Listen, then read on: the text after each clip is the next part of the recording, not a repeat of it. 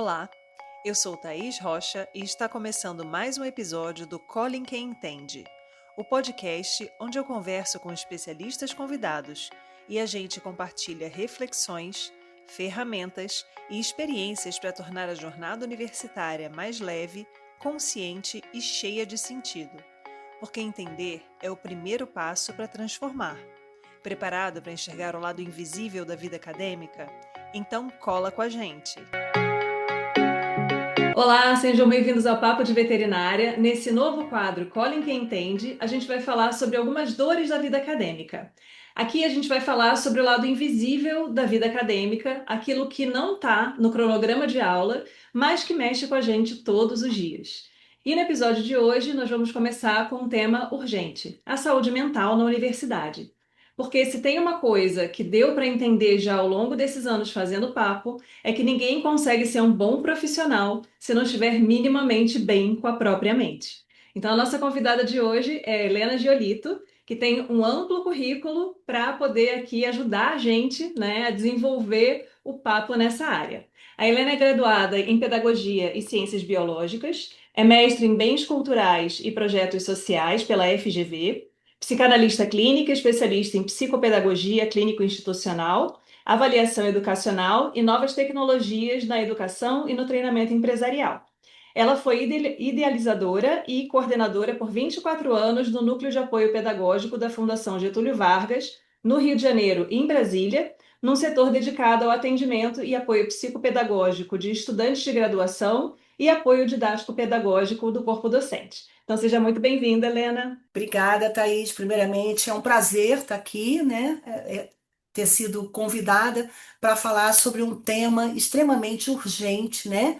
E presente no dia a dia da vida acadêmica. Então, eu acho que eu vou tentar, ao longo da minha experiência, que são de muitas décadas, né?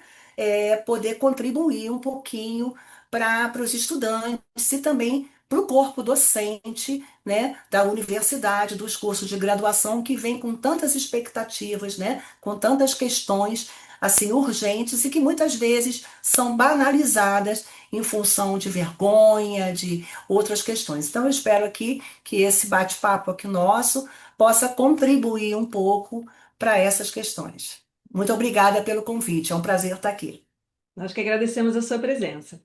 Helena, pensando nessa questão que a gente tem, e assim, eu vou falar da área que eu atuo, que é a medicina veterinária, e é bom que você pode trazer a experiência de outras áreas também, áreas de humanas e de exatas, mas a gente percebe que na medicina veterinária o aluno entra com uma ilusão do que é se formar profissional naquela área.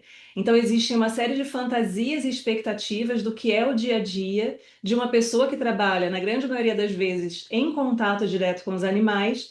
E quando entra na graduação, o aluno muitas vezes se depara com uma realidade que não corresponde àquela expectativa. E aí existe um grau de frustração e uma dificuldade, às vezes, em entender o que é o processo de formação dentro da universidade. A gente precisa primeiro passar por áreas básicas, em que a gente tem menos contato com os animais, depois a gente vai chegar na área aplicada. E nessa construção de caminho, muitas vezes existe essa dificuldade em ter uma imagem realista do que é essa profissão, né? E isso se une a expectativas pessoais, a questões da história de cada um. Então, como é que a gente pode desenvolver, né, ou contribuir para que o aluno desenvolva, melhor dizendo, uma imagem mais realista da profissão e alinhar as expectativas, né, das pessoas com a realidade que a gente tem no curso e no mercado de trabalho? Olha, você tocou num ponto que eu costumo dizer que é a primeira tensão, né, que surge logo no início da faculdade.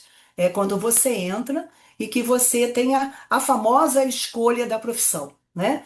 E acho que isso não passa só pela área veterinária, não. Acho que isso passa por todas as áreas. Aquela questão da idealização da profissão. E muitas vezes o aluno, até que sai do ensino médio e que sai com aquela visão, né, de que agora eu estou entrando no mundo adulto. Eu costumo dizer muito para os alunos que entram no curso de graduação, né? Ser bem-vindo ao mundo adulto. Adultecer não é uma coisa fácil, né? Você poder entrar e poder fazer as suas escolhas. Então, eu acho que essa é uma tensão muito comum em todas as áreas, porque existe sempre aquela expectativa de que, no caso da veterinária, eu gosto de animais, né? Então, eu escolhi veterinária em função disso. Muitas vezes é pela desinformação, pela pressão da família. A gente também convive muito com filhos de veterinários, filhos, né, de outras áreas que acabam que se sentem, né, ali meio naquele primeiro momento de escolher aquilo que está mais próximo, aquilo que vivencia.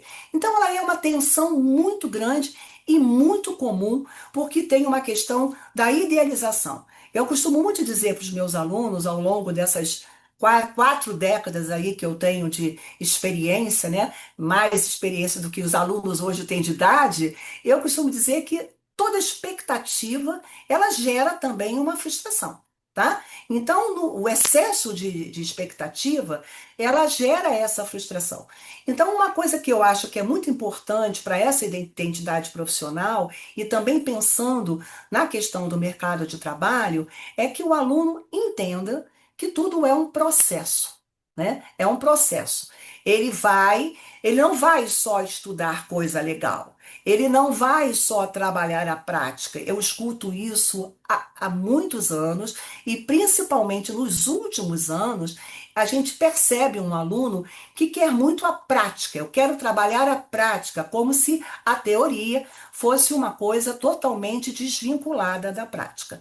Então, uma coisa que a gente sempre coloca é que um currículo acadêmico, ele tem um sentido, né? Ele é montado de uma maneira que normalmente tem um ciclo básico, que é aquele primeiro ano, que é um ano de muita adaptação, né? É um ano que as matérias são mais áridas, as matérias são densas, né? Aonde ele vai lidar com outro tipo de professor, né? Que professores diversos, professores que inclusive exigem muito mais na universidade do que no ensino médio, aquele estudo prévio, né? Você hoje tem que já ir para a sua aula mais ou menos com as coisas já estudadas, encaminhadas, para que aquele encontro pode ser um tirar dúvidas.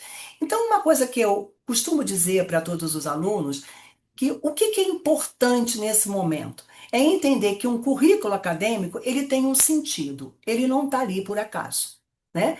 Ele está ali porque tem um princípio, um meio e um fim. E toda aquela etapa que você vai passando, ela é importante para a sua construção, para a sua formação. Inclusive para a sua entrada no mercado de trabalho. Porque o currículo acadêmico, ele é muito parecido também com a expectativa que você tem de entrar no mercado de trabalho. Eu, como trabalhei muito com a área de humanas e com a área de exatas, eu costumava muito dizer isso para os alunos. Eles já entram na faculdade e já pensam no mercado de trabalho e já pensam que vão começar como diretor, né? Eu já vou sair daqui como diretor. No médico veterinário, eu já vou sair daqui trabalhando com aquilo que eu gosto, né? E a sua percepção muda no decorrer da faculdade. Né? Você começa, no caso da veterinária, pensando em animais de pequeno porte, e de repente você tem um insight ali na faculdade e resolve ver que a sua praia, né, por causa de uma disciplina que de repente startou em você aquela curiosidade, e você se identifica e você vai para uma área totalmente diferente. Então, uma coisa que eu acho que seria interessante passar para quem vai estar nos ouvindo, né, passar para esse jovem universitário, é que, primeiro, né, antes de entrar na universidade, é importante que você pesquise, né, que você busque toda a informação possível sobre aquela carreira. Como é que você faz isso antes de entrar? né? Você entra nos sites das universidades, vê o seu projeto pedagógico, vê quais são as disciplinas, como elas estão desenhadas, a área que aquela universidade dá uma ênfase um pouco maior, olhar o currículo dos professores. Uma coisa que eu falo muito para os alunos, é importante respeitar o currículo do professor, né? Porque o professor também já esteve naquele momento ali dele. E às vezes a gente encontra uma profissão agora que depois da sua trajetória ela vai se transformando ao longo do tempo. Então eu acho que numa pesquisa prévia é olhar muito esses currículos, é pesquisar, se puder visitar a universidade, que isso é uma coisa importante, e hoje as escolas de ensino médio, elas já fazem esse programa da universidade aberta, já faz isso há muitos anos, né, para aquele aluno. Informação com pessoas da área, eu acho que isso é uma coisa importantíssima. Acho que, inclusive, a universidade precisa promover muito encontros com profissionais da área para dar depoimento. Eu acho que o depoimento ele ajuda, né? Além do professor. E muitas vezes o professor, eu sempre falo um pouco também junto do professor, que o professor também precisa desenvolver esse papel. Já falei inúmeras vezes nos apoios didáticos e pedagógicos que eu dou aos professores, que às vezes é melhor parar um conteúdo e conta a sua história. Conta a sua história para o aluno, né? Mostra a sua trajetória, mostra que também teve dúvida, né? Que também teve em algum momento aquela incerteza, né? Aquela matéria que não é muito legal. Eu estou estudando isso para quê? Por exemplo, na parte quantitativa, a gente vê muito isso. Para que eu estou estudando álgebra linear? O que eu vou aplicar isso na prática? E você vai ver que tudo isso tem um sentido, porque isso vai te ajudar na construção do conhecimento. Isso vai ajudar você a pensar. Ao longo da minha trajetória, eu sempre falava isso muito, Thaís. Pensar dói, né? Pensar não é fácil. Aprender a pensar tem técnicas, tem modelos para você pensar, né?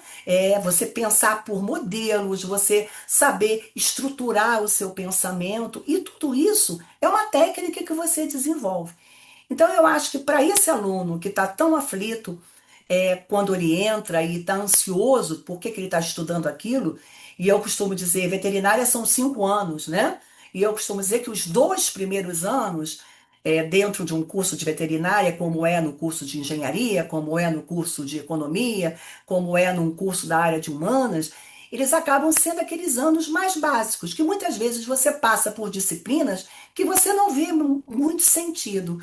Mas lá na frente, você vai ver que é toda uma cadeia. Então, é importante que o aluno não só converse muito com os seus professores, converse com os profissionais da área, de diversas áreas da veterinária, diversos ramos de veterinária, né? E aprenda com ele também essa experiência. Eu acho que isso, e a faculdade, eu acho que ela precisa, cada vez mais. Eu sempre procurei promover, aonde eu estive trabalhando, encontros com esses profissionais, porque é assim que você constrói uma carreira. É você trazer profissionais, né, do ramo para poder contar a sua experiência. E a partir daí você vai se desenvolvendo. Mas eu acho que essa é o conselho que eu daria, né? É buscar conversar, ver e se abrir para coisas novas, né? Não querer as coisas prontas, não querer o imediatismo. Porque eu costumo dizer que a graduação é um momento muito, muito importante na vida da gente, porque é uma virada de chave. Depois Uhum. vem a pós, depois vem o mestrado, o doutorado, mas aí o conhecimento já é um conhecimento mais específico. Você já está seguro de si e eu quero estudar um animal de grande porte, eu quero me especializar nessa área. Então você já está mais maduro emocionalmente e intelectualmente. Então a graduação é o momento que você tem de adultecer, de amadurecer. Então você tem que passar por todas essas etapas. E eu costumo dizer, não sendo uma frase de efeito, né, nem muito do tempo do senso comum, que uma graduação bem feita, feita com esforço, feita com seriedade, e buscando, né, se respeitar, ela faz a diferença e ela leva você à capacidade de aprender. E quando você desenvolve essa capacidade de aprender, você aprende qualquer coisa na sua vida adulta, na sua vida profissional. Então, esse era um recado que eu daria para os estudantes e os professores também, que podem colaborar muito, né? Muito Sim. com essa formação. O professor acaba tendo um papel muito importante nesse acolhimento, né? E até por já ter passado por todo esse processo, por já ter sido um aspirante a médico veterinário, um aluno no início da graduação, a gente entende como é essa caminhada, né? Então, acho que esse contato, ele é muito importante e, assim, ele precisa ser olhado com carinho. Porque acho que, às vezes, no meio daquela correria do dia a dia, daquele monte de atribuições, de tudo que a gente tem que entregar e relatório que tem que fazer e projeto que tem que enviar, às vezes corre o risco de ficar um pouco de lado.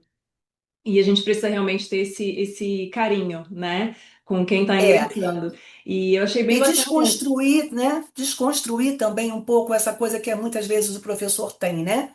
desse É, é, distanciamento do aluno, É né? o distanciamento. Mesmo o professor jovem, né? Ele Uhum. usa muito um termo que é no meu tempo não era Aham. assim, né? No Sim, meu tempo eu tinha que me virar e eu não tinha essa aproximação com o professor. Mas o tempo é outro, né? é, Então eu acho que esse acolhimento, e o professor, eu acho que quem é que aqui na vida não teve um professor que foi um grande inspirador, né? O professor, ele inspira, né? Ele inspira as pessoas, ele transforma as pessoas, né? O Rubem Alves fala uma frase muito interessante, que ele fala que ensinar é um exercício de imortalidade, né? E sim, por meio das palavras que você passa, do conhecimento que você passa para o aluno, você não morre jamais, né? Porque você está sim. sempre ali inspirando alguém. Então, eu acho que é isso que a gente pode fechar É. Eu achei nesse primeiro bacana tema. essa sua fala, né, de ser importante o aluno procurar referências e conversar com profissionais, e profissionais que atuam em diferentes áreas dentro daquela profissão, que é esse o objetivo do canal, na verdade, né? Eu dei início a esse projeto exatamente para ilustrar melhor, pela experiência de pessoas que estão inseridas nas áreas, como é o trabalho do médico veterinário, porque é uma diversidade, o Conselho reconhece mais de 80 áreas de trabalho diferentes da medicina veterinária. Mas se a gente for detalhar isso um pouco melhor, são muito mais áreas, porque tem pessoas que trabalham realmente com um foco, né, específico ali, e isso acaba funilando bastante. Então, assim, essa possibilidade de saber histórias, né, de entender trajetórias de profissionais diferentes, dá um horizonte para a pessoa. Porque quando você nunca conheceu alguém que tenha feito uma coisa diferente, às vezes ou você não considera que aquilo existe, ou você acha que até existe, mas não é possível para você. E aí tem muito essa coisa de, Exatamente. olha, se alguém fez, é possível, né? Tem esse cara aqui, nunca Exatamente. vi, mas ele está contando uma história aqui, ó, ele conseguiu. Então talvez seja possível para mim também. Então acho que tem muito dessa questão, dessa possibilidade de ter acesso a essas informações, né? A esses profissionais. Eu acho que hoje em dia as mídias sociais acabam sendo um veículo interessante de você, às vezes, ter uma proximidade relativa, né? Com profissionais que você admira, às vezes as pessoas estão mais dispostas a responder do que, né? Na minha época, no começo da minha graduação, eu tinha que mandar uma carta pelo correio, né? O e-mail É ainda era uma verdade. coisa meio incipiente ali. Hoje em dia a gente tem muito mais recurso até para trocar um pouco de ideia, né, com profissionais de diferentes áreas. Então, acaba sendo importante isso também, e a gente tem essas plataformas que divulgam essas informações. Porque quando eu fui entrar na graduação, a gente tinha o guia do estudante, né? É Até porque eu ia verdade. no Eram as jornaleiro, 5 estrelas, né? Cinco estrelas, olhava 4 estrelas. lá. Quais são as melhores faculdades de medicina veterinária do É, Brasil? A Universidade Federal de Viçosa, USP, né? A gente ia vendo assim quais eram as mais cotadas. E às vezes era o único contato que a gente tinha, né? Às vezes você não tem ninguém da área na sua família, você não tem um tio, um primo, um amigo, ninguém próximo ali, você resolve ser aquele que vai começar a enveredar ali por uma profissão que ninguém da sua família nunca percorreu esse caminho. Então a gente precisa realmente de outras referências. Então, acho que é bem interessante isso, né? E essa questão primordial que você trouxe também, das pessoas entenderem que tudo é um processo. Eu acho que a gente olha o lugar que a gente está, e deixa de valorizar o que a gente já percorreu antes de chegar, né, nesse ponto. E fica muito na expectativa do que vai ser daqui para frente, mas assim, é um passo de cada vez. Ninguém acorda diretor de uma empresa, ninguém acorda dono de um mega hospital veterinário, né, ganhando milhões. Todo mundo tem que, né, botar o suor na camisa ali e ir se desenvolvendo, ir se aprimorando, e é muito parecido. Às vezes eu faço esse paralelo mentalmente, assim. Às vezes eu tenho a impressão de que a profissão é um pouco como criar filho. Não sei de quem está assistindo a gente, quem tem essa experiência da maternidade, né, da paternidade, enfim. Mas quando você vai educar uma criança é assim, você repete, repete, repete, você tem a sensação de que você nunca mais vai parar de repetir, a criança nunca vai aprender aquilo ali. Aí um belo dia a criança aprende. Aí você olha e fala Sim. assim: "Ah, nossa, deu certo." E na profissão não é diferente. A gente pratica, pratica, pratica, fala: "Ah, eu nunca vou saber fazer uma sutura. Ah, eu nunca vou saber fazer uma cirurgia." Pratica, pratica, pratica. Um belo dia você fala: "Ah, consigo. Ó, desenvolvi essa habilidade. Ó, Exatamente. obtive esse conhecimento." Então, é muito de apostar também que existe uma recompensa para esse esforço, né? Pegando até esse paralelo que você trouxe de educar filho, né? Eu acho isso que em qualquer geração, eu sou de uma geração diferente da sua, e os alunos já são de uma geração diferente, né? Também da nossa, e é uma coisa que educar, eu costumo dizer sempre, educar dá trabalho. Né? Educar, ela também gera uma repetição, ela cansa, né? Você tem que estar ali toda hora, treinando, fazendo, como tudo na vida para dar resultado, né? Qualquer meta que você tenha na vida, você tem que estabelecer, né? Essa insistência. Então, eu acho que hoje, esse jovem que está entrando na universidade, ou até um adulto que já vem para uma segunda graduação, é até bom, às vezes, quando numa turma já vem um aluno que já teve uma experiência de uma graduação. Porque esse aluno que num primeiro momento ele se sente meio velho, meio longe daquele grupo, né? Uhum. Nossa, mas eles são muito novinhos, eu já sou mais velho. Ele traz uma experiência muito bacana. Ele aprende com aquele novo, né? E ao mesmo tempo ele ensina também para aquele novo que tudo na vida é um processo e nada é definitivo. Então eu falo isso muito, Thaís. Mais uma vez eu reforço. Procure entrevistar pessoas da área, buscar. é, Participar de palestras, gente. Vocês hoje têm uma possibilidade que na nossa época não tinha, né? Que é poder de participar de palestra ao vivo, online, participar de palestras que falam sobre vários ramos dentro daquilo que você está se formando. Eu falo também muito uma coisa que é uma técnica muito legal que eu utilizava. Agora tudo tem um nome bonito, né? Mas quando a gente utilizava isso, não tinha nome, não. Mas eu chamo meio de um mapa comparativo, né?